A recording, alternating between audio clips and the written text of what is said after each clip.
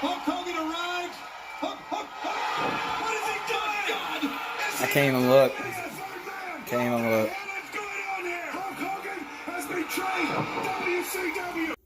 What's up, everybody? Welcome to my first ever retro review. I felt like it would be best if we start this whole series off with probably the most important night in professional wrestling history. Bash at the Beach, 1996. Who is the third man was the big build on this thing. And boy, oh boy, I enjoyed this one. This was the first time I ever watched the pay-per-view from start to finish. And I can personally say, even knowing what happens at the end, the build to get to that point was so exciting. And then when it actually really happened, it was like I was watching it again for the first time. Really enjoyed this. But before I get into this review, I wanted you guys to know that there's a new wrestling Facebook group that Buddy and I got kind of kickstarted. We got a few people in there right now, but if you're a fan of wrestling, we would love for you to join us. It's on Facebook. It's called Pro Wrestling for the People by the People. If you need some help getting into it, let me know. I'll send you an invite. We do we do your favorite wrestling. Basically, we do wrestling polls, votes, who would win this matchup, fantasy bookings, things like that. We're trying to do fun things on there, and this would also be a great way to give me ideas of future wrestling reviews or videos and subjects you would like to talk to me on that. So check it out. Again, Pro Wrestling for the People by the People. To go ahead and get this started, this was, like I said, Bash at the Beach, 1996. I have a lot of notes on this. I have front to back in total 15 pages of notes. So if you see me looking down, I'm reading my notes, okay? I'm still kind of catching the gist of how to do this gig, so bear with your boy, all right? So let's get started. Right as the pay-per-view starts, we get a video package of the showing Hall and Nash and how they came to be, and they keep popping up on the screen, the hostile takeover, and who's the third man, the build to that and everything. It was a 2-3 minute video package kind of giving the idea, this is a pay-per-view, but this whole night is about this main event. This main event is what you guys are here for. Here's how we're getting to it if you're not aware of it. It was a good little video package. Right away, we're welcomed by Tony Schiavone, Bobby Heenan, the Brain, and Dusty Rhodes. They talk about the third man, and in the crowd, the commentary, everything, there was a massive big fight feel to it. It had a WrestleMania, in its prime, should I say, type crowd and atmosphere. Loved it. The first match, which was an exciting one, I was excited for this one. Psychosis versus Rey Mysterio Jr. That was back in the day. It's still the same as Rey Mysterio, but he was called Rey Mysterio Jr. back then. During this match, the commentary every now and then keep bringing up the third man, and you're going to notice that in my notes. I talk about that a lot. The commentary did a fantastic job as three-man commentary, talking about the third man and building to the anticipation of who it was at the end of the night. Absolutely enjoyed that. Thought it was a neat touch. Using the commentaries to build towards storyline and add value to it is a lost art. Both Rey Mysterio Jr. and Psychosis attended the same wrestling school camp that was 8 years ago, which back in 1996, 8 years ago, the commentary brought this up. So both of them started wrestling at the same camp in 1988 together. So obviously they've wrestled hundreds of matches together at this point, and you could really tell the work these guys were doing was flawless, beautiful stuff. Something really cool about this is the commentary at this young stage of Rey's career is already referring to him as a future Hall of Famer, a legend, and I believe they're correct. That was a good foreshadow of what his career would be to come. And at this point, like I said, he's been wrestling for 8 years, and he's only 21 years old here. It's pretty crazy. Commentary is again throwing in the third man conversation every few minutes to build the main event. Love that touch. Rey Mysterio ends up winning this match in about 15 minutes. Fantastic match. Psychosis had Rey on the top turnbuckle in a razor's edge kind of predicament. Rey reverses it into the Frankensteiner for the 1, 2, 3. It was beautiful looking. Match over, and we move on. Next up, we get a backstage interview with Mean Gene. Miss him so much, man. Truly the best at his craft. Miss Mean Gene. You're going to notice after every match there's a segment with an interview with Mean Gene. He played a role in building up the third man too and progressing some other storylines in this. Originally, I felt it may have been a little bit of overkill having him that much into it after each match, but to do what they needed to do to build to the big moment at the end, I think it was okay, and they did it just the right amount. You know, it may have been a little overkill, but it's okay. Backstage with Mean Gene, his guest is Conan, who is the United States champ. Gene talks about the match that we just saw with Rey Mysterio on Psychosis. Conan kind of gives his thoughts on it, and then he cuts a promo on the man that he'll be defending his title against later that night, Nature Boy, Ric Flair. Kind of surprised that Ric Flair is battling Conan here. I think Conan's a little early in his career here, and they were trying to give him a little bit of a rub because he was a big deal over in Mexico or something at that time. I don't know. They cut a promo, and that's it. Next match is Big Bubba, a.k.a. Big Boss Man, versus with Jimmy Hart. Managers is a lost art now, too. Ringside Managers is a lost art. They need to bring that back. Zelina Vega on Raw with her faction, they got the right idea. Hopefully they use that momentum and go forward with it, because it's truly a lost art. He faces, like I said, Big Bubba versus John Tenta, a.k.a. Earthquake, from Earthquake and Typhoon. Apparently this is some kind of silver dollar in a sock on a pole gimmick. Didn't pay a lot of attention to it. Just two big guys in a short match. Not really interesting. I swear during this match at one point I heard crickets. Like, not the metaphor that this match is such a dumpster fire of a match that there's crickets in the crowd. Like, literally, I think Jimmy Hart on his little freaking megaphone was playing a cricket noise, which, very appropriate. John Tenta uses a sock full of silver dollars to the face for the win on Big Bubba in about 9 minutes. They go to commentary, speaking about the third man again. They seem legit excited about this. They're ready to find out. They're trying to figure out who it may be. They can't figure it out. They're excited. They're wanting this main event. They want it to come now. Let's just go ahead and do it because I need to know who it is. You know. Backstage, we have an interview with Mean Gene again. His guest is Macho Man, Sting, and Lex Luger. They cut a promo on who's the third man, and they don't care. They're going to win, and they're going to win for WCW. And each one of them, Sting first, then Macho Man, then Luger, did their own little promo. I have no idea what the hell Macho Man said in his. All I know is I wanted more of it. Like, this dude speaks so much gibberish. But when it's all said and done, you're just like, good point, Macho. Good point. Yeah. I don't know what he said, but it made me want to watch the match he was in. I miss Macho. Rest in peace, brother.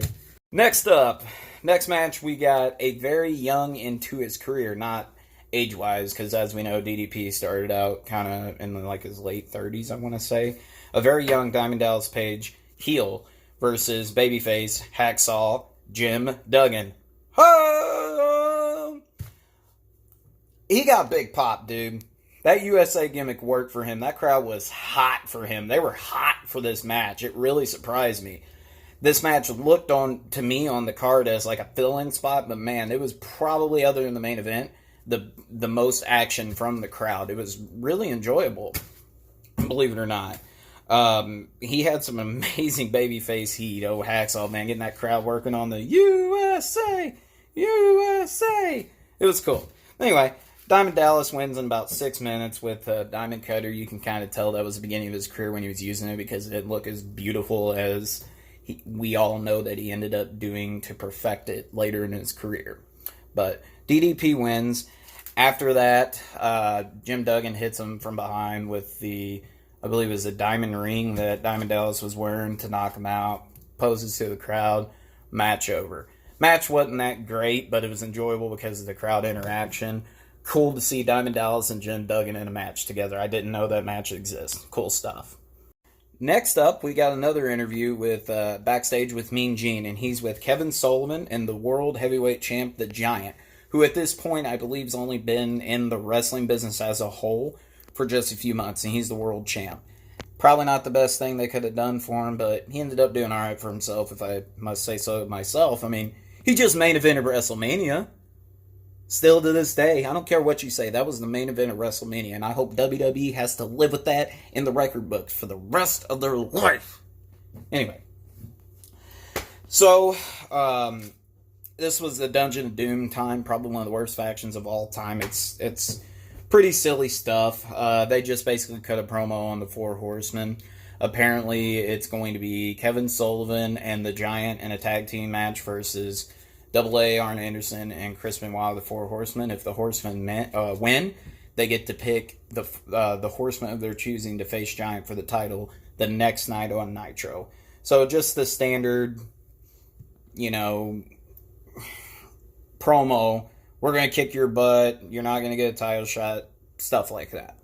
Not a lot to say. Next up, in the ring with Lee Marshall.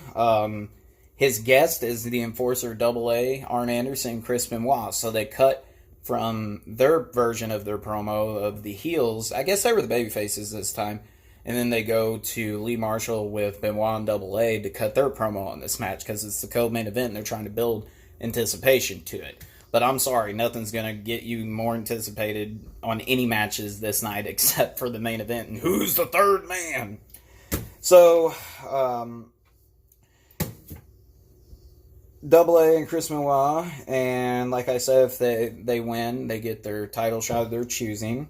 Double A brings up the Outsiders and the third man and basically tells them if they want some, come get some. If they want to be doing blind from behind cheap shots, come do that to the Horsemen because they'll kick their butt. Then he goes on, he cuts his promo about the Dungeon of Doom. Chris does the same standard, we'll see you later tonight stuff. Moving on, next up, and I kid you not, is a Texas Tornado Rules dog collar match. We got Public Enemy versus the Nasty Boys. I was actually kind of excited for this match. I figured it'd be a good one. Turns out it was some kind of hardcore gimmick to it too, so it's cool. Never realized that Brian Knobbs sung the Nasty Boys theme song in WCW at this point in their career. Wasn't that good, but it was kind of a cool touch. Basically, it's a hardcore match. They did a double screen camera spot on each end of the screen where you would have, one opponent was wrapped around the other opponent's neck with the dog collar. Both members would be on opposite sides of the arena doing hardcore stuff. They had split screens, so you see both of them.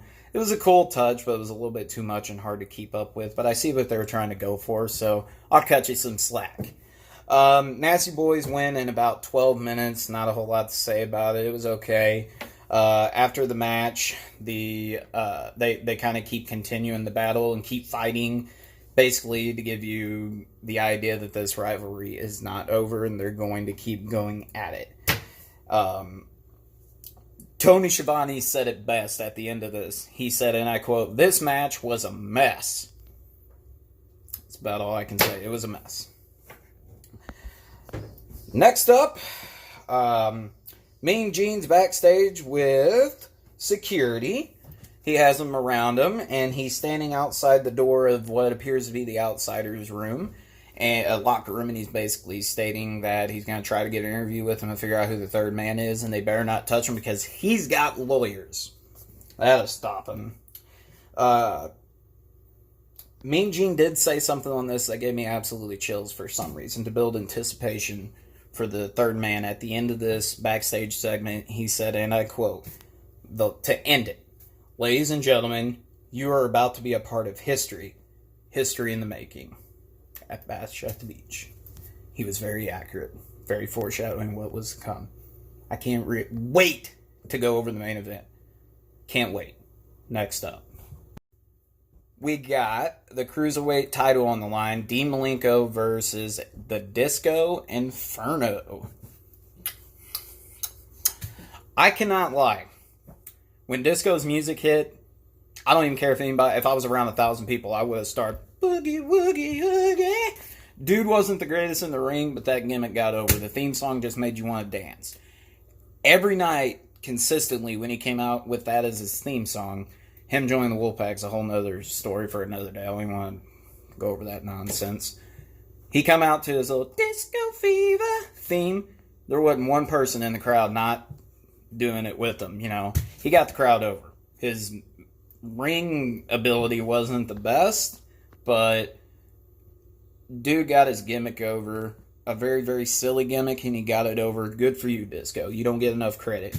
Fun fact. I did not know this. I had to look it up to confirm it. It is true. Look it up. 1995. This is a shoot. 1995. Disco Inferno was Wrestling Observer newsletters best gimmick of the year. That's a shoot. I had no idea. That's pretty hilarious. But the match goes on. Right before the match starts, Disco cuts a quick promo saying he's going to win the title. They keep making comments about the third man during this match like they have for every single one of them to build up the main event. Again, I'll say it every time. Nice touch. 5 minutes into this match, Tony brings up that Disco hasn't had any form of offense except dancing, which goes to show you. I mean, that's just a Disco match. Dean Malenko ends up retaining the title in 12 minutes with the Texas Cloverleaf. Beautiful finish move. I forgot how awesome that submission looked. I mean, to be honest with you, the match, at once Disco started getting offense in and everything, they were building Disco as the babyface and Dean Malenko as the heel. Disco was actually doing really well. I mean, that's not to say that Disco's to be blamed for the good of this. It just goes to show you how amazing the man of a thousand holds is. Dean Malenko was truly an in-ring general and did not get enough credit. Chris Jericho has 1,001 moves, but still, 1,000 ain't bad either. Armbar. Next up, we got Joe Gomez, not sure who he was, versus fellow horseman Steve Mongo McMichael. And he's with Deborah, a.k.a. Stone Cold Steve Austin's ex-wife, who's carrying a dog named Pepe. The dog. Pepe. It's like a little bitty poodle. Didn't pay attention. Don't care. Never was a fan of Mongo. Never should have been a part of the Horsemen. Mongo ends up winning with a tombstone kind of move in about 7 minutes. Who cares? Next up, commentary brings up how close we are to getting to the main event and sends it backstage to Mean Gene, whose guest is none other than Nature Boy, Ric Flair. Nature Boy says, Mean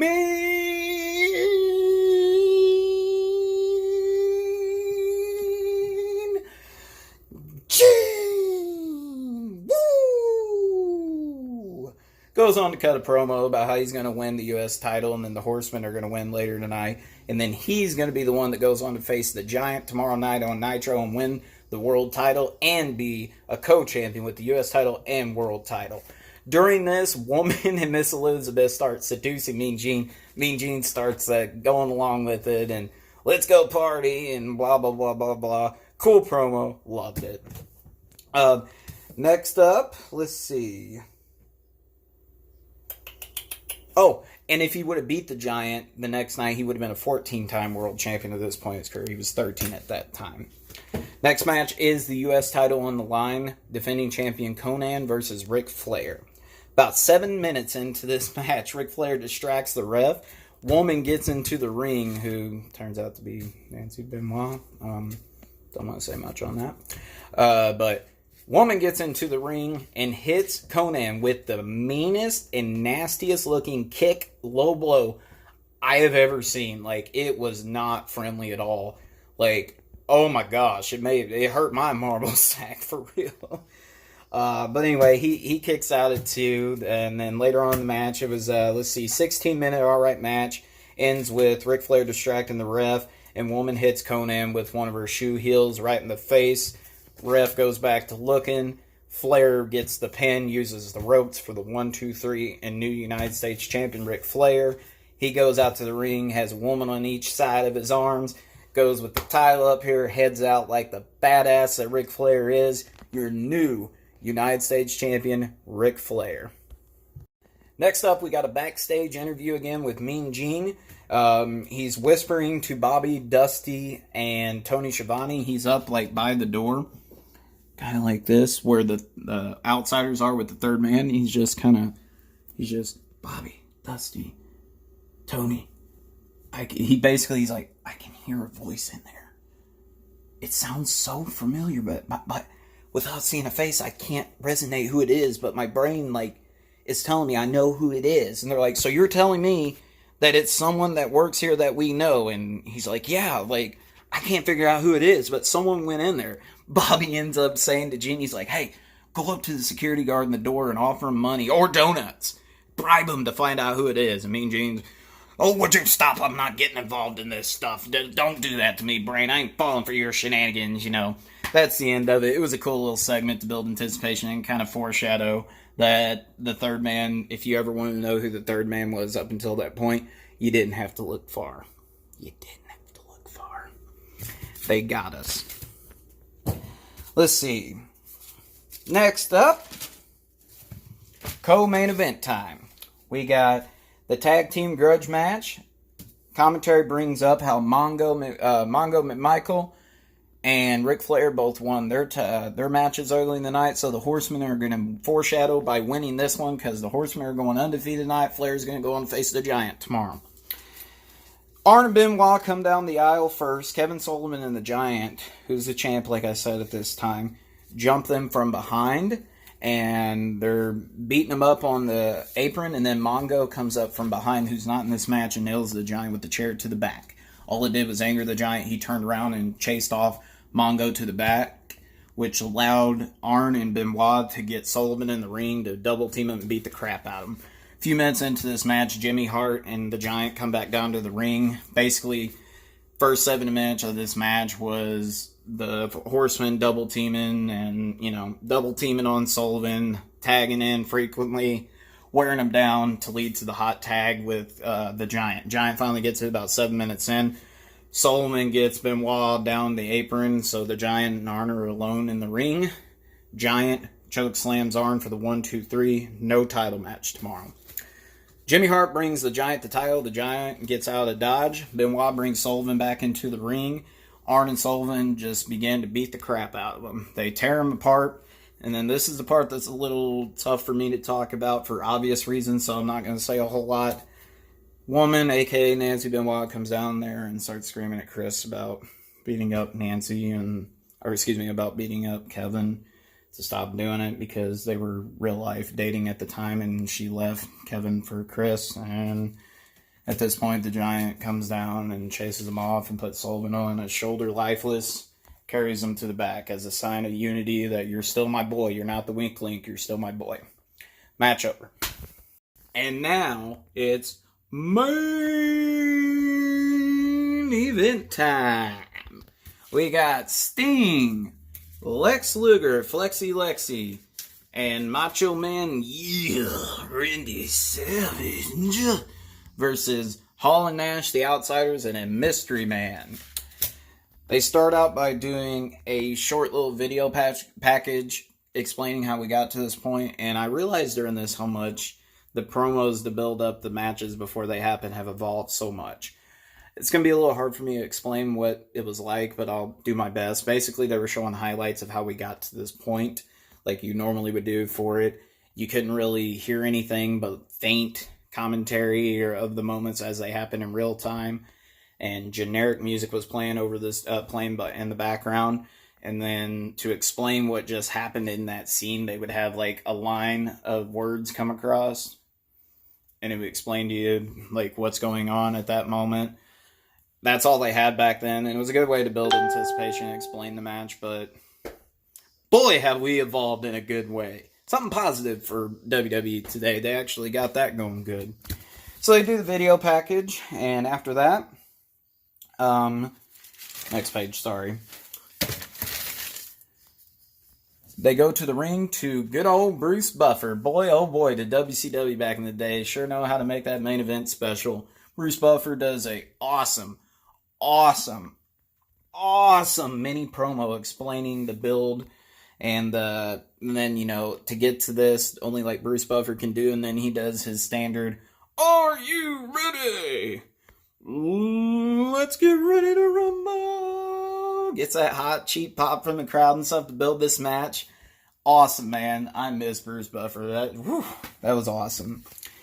You can tell by the commentators' voices and everything, they're excited, like they're ready to go. I'm wondering if the commentators knew who the third man was or not, because if they did, they sure did play off if they did not. This match truly did have an us versus them kind of feel to it, and I really did love that. But anyway, Mean Gene comes down to the ring.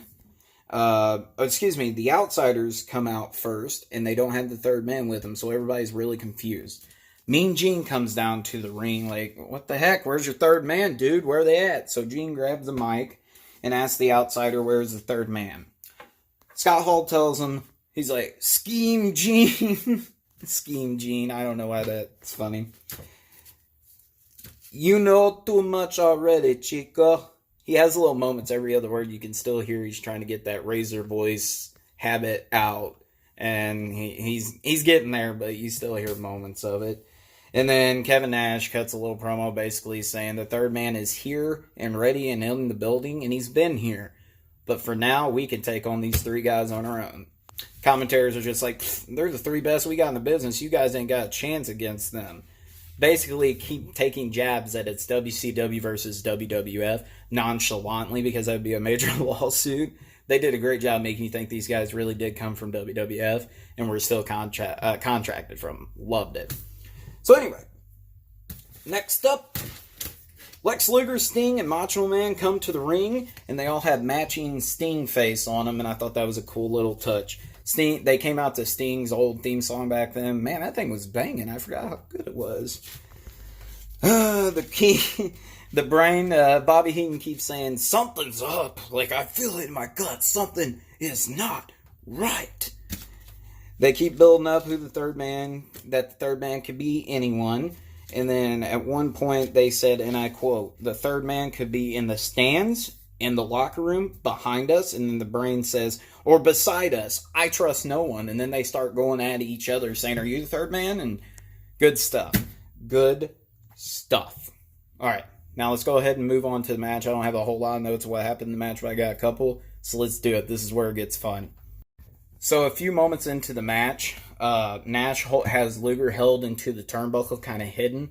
Sting comes over and nails a Stinger splash on him. And it hurts Nash, but it gets Luger the most because he went face first into the turnbuckle. This makes Luger lay on the ground unconscious. They come out, Medical comes out and gets Luger out of the ring. This was to make it more of an even playing field, 2 against 2, which I thought was a nice touch. Really loved it. The fans are really, really into this one. Like, they were absolutely hot for this. I love it. I also put a note in here that I love throughout this show, especially in the main event. They keep building of some questions that have not been answered tonight, and they won't be, so you're going to have to watch Nitro tomorrow to get the answer. It makes you leave wanting more at the end of the night, and that's also a lost art. And I really appreciate that. And truth be told, it made me go watch Nitro so I can get the answer on it after I finish watching this. They keep stating the commentary that Sting and Macho and Luger have to win this match. Now it's just Sting and Macho Man, but they have to win this match for WCW, because if they don't, then what happens then? What happens to us? Like, they, WWF, beat us. What does that say about us? And we're in the middle of a war, you know. It may have been just the storytelling, but up to this point, I was like, man, this has been a really great tag match. And it could just be because I know what ultimately happens. The crowd was into it. I don't know. But I thought it was a good tag match. And to me, it proves that even a mediocre match can become a great match with high stakes and great storytelling. Once again, you've heard me say it a lot of times, that is a lost art. That is a lost art, and this match proves it. Sting and Macho Man start losing their face paint towards the middle and end of this match. I always felt like that was a nice little touch, and it always made it for a great visual and just that little bit of extra people talk about. Cool little moment. After a long beating on Sting, Macho Man finally gets the hot tag and goes wild on Hall. Nash starts beating him like crazy. Macho poses towards the crowd for the elbow drop, and as he goes to go do it, Nash nails him with that low blow. They're all laying out in the ring, and The ref's looking away, so he didn't see that low blow, so the match continues, and out of nowhere, you just hear the crowd just pop. They just pop. Everybody's like, what the heck? Is this the third man? And then, here we go. One, and it was Sting, and he didn't look too good. Hulkamania! Hulk Hogan is here! Hulk Hogan's here! Hulk Hogan is in the building! You damn right he is! Go get him, Hulkster! You're on whose side is he on? What are you talking about? Whose side is he on? What are you talking about? Yes, sir! Get him, Hogan! Go get him, baby! Come on and get some of this now! Who's that now, boys? Hulk Hogan arrives. Hulk. What is he doing? God. I can't even look. Can't even look. What's going on here? Hulk Hogan has betrayed WCW. Still makes me sick watching it till it's done. I just ate Chinese earlier and it makes me want to throw up. Beautifully done, but it makes me want to throw up, man. Like, honestly, like, the inner child of me still has nightmares about this moment, man. I was the biggest hulkamaniac in the world, and just, gosh. Whew. The crowd goes nuts. Camera cuts to the entrance ramp, and it's Hulk Hogan coming to save the day, just like he has done for the last decade. You know, and what's always on my mind when I think of this match and this moment is the commentary. When I visualize this match, I always think of the commentary and how good they did. Like this line that you just saw in the clip. I'm going to read it again. And I quote, Hulk Hogan is here. Hulk Hogan is in the building. You damn right he is. Go get him, Hulkster. Bobby the Brain Heenan has to throw in. But whose side is he on? Dusty Rhodes has got to be like, go get him. What are you talking about? So here we go. Macho Man lays in the ring and Hogan goes into the ring. Hall and Nash retreat. The announcers, Bobby the Brain Heenan keeps yelling out, whose side is he on? Hogan does his little, standard shirt rip, threatening them. He's going to kick their butt. Crowd pops. Commentators like, oh, whew, that one would have hurt if he was the third man. He's here to save him. Thank goodness. And he's taunting the outsiders, and like I said, to a huge pop. It gives you that mindset that Hulk Hogan has come to save the day. He has come to save this company, WCW. So we thought. Nobody could have saw this coming.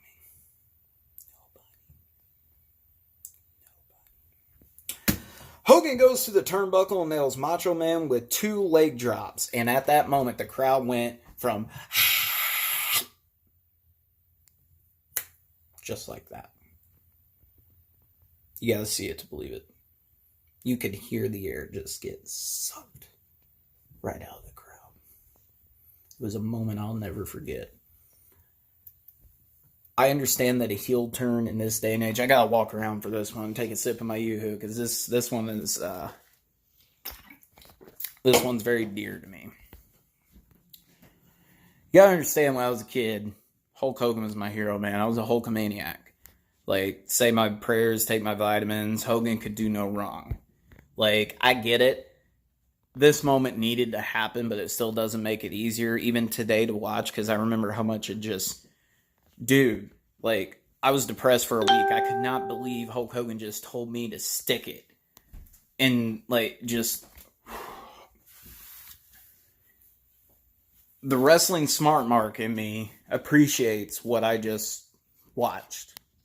But the young fan is still heartbroken. Hogan turned on us. It had to happen. It needed to happen.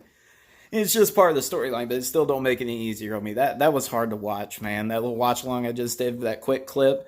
Truly, I had to look away when he did the leg drop. Because even the young kid in me still gets hurt by it. I love it, and it had to happen. I'm glad it happened so I could sit here and talk to you about it, but it hurt. This came in a time frame, you got to understand, where Hogan turning heel was never even a thought. We live in a day and age with the internet and everything where surprises don't generally happen. This would be the equivalent of John Cena coming out and saving Roman Reigns from, I don't know, some faction that's a big deal today, and then out of nowhere giving Roman an attitude adjustment and joining them. You know, it would be a cool moment, but it would shock you. Even though that we've seen something, the big guy like a Hogan do that. John Cena's exactly that, the modern day Hogan. It would be a big moment, but even if you knew it was coming, it still would be hard to watch because you never thought you'd see John Cena do that. Even if they gave you spoilers, it was coming. It would be hard to watch. If you're a big John Cena mark and you're a kid and that's your hero, it would be hard to watch. Imagine that feeling in this generation with the knowledge that we know, the internet that we have, and multiply that times 1,000. This was a time frame that people like your Hulk Hogan's never turned heel. When someone gets into the ring to make a save, it's always in the back of your mind that this person could make a turn to be a heel or a face, whatever one he would be. It's always in the back of your mind. It could happen. I know it's a little chance, but it could happen. This was a person in a time and age that never crossed your mind. So when Hogan did his leg drop on Macho Man for that short stint, it was like a lifetime as a kid watching. I'm just like, oh my gosh. He did not just do that. He did not just do that. So it was a huge, huge moment in wrestling history. I'm not going to talk too much about it other than what happened on the pay-per-view, because throughout this series I'll give more thoughts on where the character led to and all this and that. I don't want to give everything right away to you, but that's all I'll say about this moment right now is it really hurt me as a kid. But as a wrestling smart mark today, oh my gosh, probably my favorite moment in wrestling history. Like, it had to happen. It was the most important moment in wrestling history. So, let's go ahead and continue. Alright, at this moment, after the second leg drop, Hall and Nash come in to embrace Hogan. They kind of mock the crowd, shake hands, slap, hug, got him kind of thing. Sting comes back into the ring pretty well lifeless, but trying to fight because he was hurt just as much as we were. Hall and Nash fight him off, throw him out of the ring. They end up hitting, I think Hogan ended up hitting the ref and throwing him out of the ring. Hogan hits Macho Man with another leg drop. Commentary is absolutely shocked and just downright disgusted with what they just witnessed. Bobby Heenan makes a point in this whole moment to mention, and I quote, "I have been trying to tell everyone that hulkamania is a big sham for years. Do you believe me now?" I thought it was a very, very too soon kind of moment, but needed to be said. Good for you, Bobby. That was a good one. Probably one of your best ones yet, ever on commentary. Hogan taunts Macho Man and does a cocky pin to Macho, and Hall does the 1, 2, 3 at the 18-minute mark. Tony states, ignore that count, and we're not acknowledging that pin. It wasn't a legal 3 count by the ref, so that is not a win. Hogan, Hall, and Nash all laugh, shake hands, raise their hands up with each other, Commentary keeps asking, what do we do now? What happens to WCW? The worst thing that could ever happen not only did happen, but it was worse. Could have been Sting. Let's imagine it was Sting, which was the original, backup plan if Hogan wouldn't do it. It wouldn't have had the splash that this had. This was a big deal, folks. Whew. The fans end up starting to throw trash in the ring at Hogan. By the end of this all, there is literally trash all over the ring. You can hardly even see the apron. It's just loaded with garbage. That's how pissed off people were. Let's see. And then a beaten Luger and Sting get lifted up by the refs, and they're on their shoulders. They get taken to the back. They go back to the ring to Hogan and Nash and everybody kind of taunting everybody. Mean Gene comes to the ring for a post-match interview. Mean Gene, literally, before he starts the interview, looks like he's about to throw up. Great acting by Mean Gene. At this moment, I'm going to read you the transcript of what happened in this interview. Hope you guys enjoy. So Mean Gene gets in the ring for the post-match interview with Hogan, and he states, and I quote, "Hulk Hogan, excuse me, what in the world are you thinking?" Hulk Hogan stops Mean Gene and goes, "Mean Gene, the first thing you need to do is tell these people to shut up if you want to hear what I gotta say."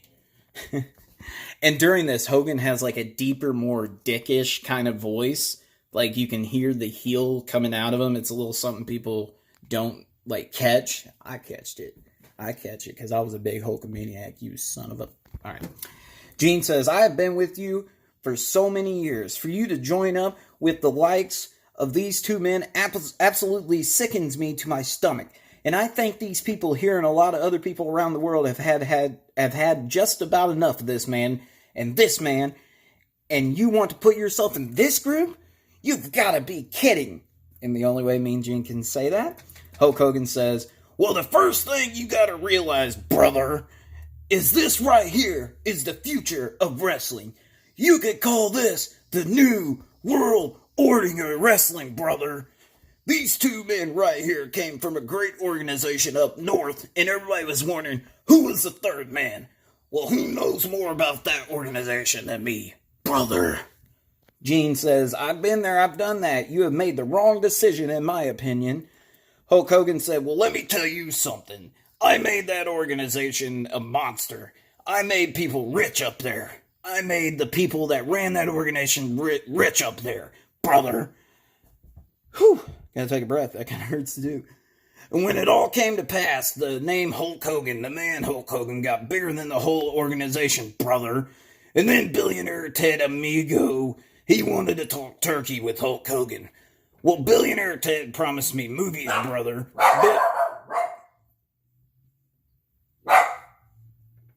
That was find a way to get into this. Hush.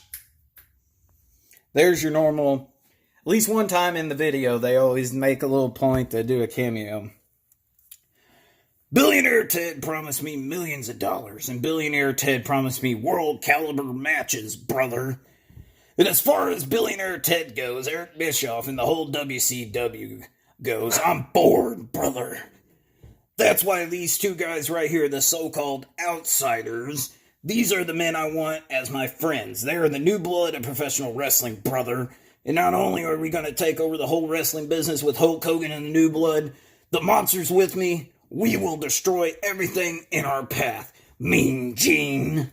And then the fans pelt the ring with garbage. Mean Gene says, "Look at all this crap in the ring. This is what the future for you is if you hang around the likes of these men, Hall and then Nash. As far as I'm concerned," Hogan says this, "as far as I'm concerned, all this crap in the ring represents these fans out here. For 2 years, brother, for 2 years I held my head high. I did everything for the charities. I did everything for the kids, and the reception I got when I got here, you fans can stick it, brother." That one stung when I was watching as a kid in real time. That one stung. Because if it wasn't for Hulk Hogan, you people wouldn't be here. If it wasn't for Hulk Hogan, Eric Bischoff would be selling meat from a truck in Minneapolis. Broke the fourth wall there. Nice touch. And if it wasn't for Hulk Hogan, all these Johnny-come-latelys that you see out here wrestling wouldn't be here. I was selling out the world, brother, while they were pumping gas to put in their car to get to high school. So the way I see it now, brother, with Hulk Hogan and the New World Organization of Wrestling, brother, me and the new blood by my side, what you gonna do when the New World Organization run wild on you? What you gonna do? And he grabs Mean Gene by his collar, and Mean Gene was like, "Hey, don't touch me. I got a fleet of lawyers, Tony Bonnie, damn it. Let's get back to you." Tony Schiavone to close out the night. And the last thing I want to say before I get to that is I enjoyed this pay-per-view. I hope you guys enjoyed the review. I'm going to keep working to get better. Hopefully I'm heading the right path. I love you all. Thank you guys for watching. I can't wait to do more of these. I'm so excited to watch the future pay-per-views, the, retro future pay-per-views. I don't know if that's the right way to word it, but watching them in order. What I'm going to do is now, next episode, I'm going to be reviewing WWF's pay-per-view at that same time frame to see how they counteracted to WCW's NWO. this truly kickstarted the Monday Night Wars, so we're about to get really, really fun in here with the reviews and the stuff I'm going to watch. Some of it will be for the first time, truthfully. But wrapping up, this is how the show ended, and this is how my show is going to end. By saying exactly what Tony Schiavone said when Mean Gene sent it back to him. Hey, don't touch me, I got flea lures. Tony, Bobby, Dusty, damn it, let's get back to you. Tony Schiavone. Alright, we have seen, and he said this in a very heartbroken voice. Alright, we have seen the end of hulkamania. For Bobby the Brain Heaton, for Dusty Rhodes, Gene Okerlund, I'm Tony Schiavone, Hulk Hogan. You can go to hell. We're out of here. Straight to hell.